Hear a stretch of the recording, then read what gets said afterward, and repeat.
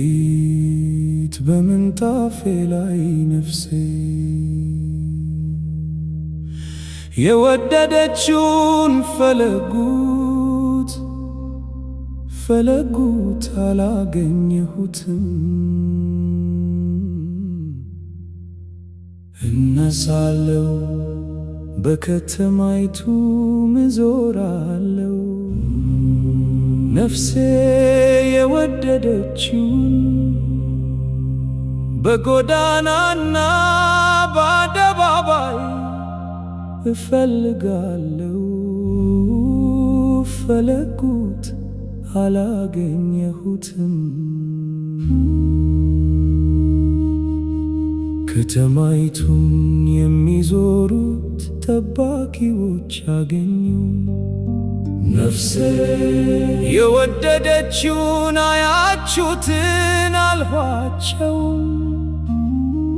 ከነርሱም ጥቂት እልፍ ብዬ ነፍሴ የወደደችውን አገኘሁት። ያዝሁትም ወደ እናቴም ቤት ወደ ወላጅ እናቴም እልፍኝ እስካገባው ድረስ አልተውሁትም።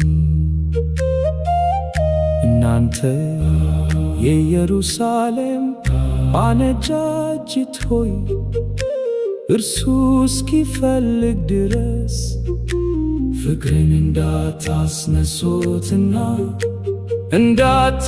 እንዳታነሳሱት በሚዳቋ በምድረ በዳም ዋላ አምላችኋለው። መዓዛም እንደ ከርቤና እንደ ዕጣን የሆነችው ከልዩ ከነጋዴ ቅመም ሁሉ የሆነችው ይች ከምድረ በዳ እንደ ተስምሶ የወጣችው ማናት? እነሆ የሰሎሞን አልጋ ናት። ከእስራኤል ኃያላን ስድሳ ኃያላን በዙሪያው ናቸው።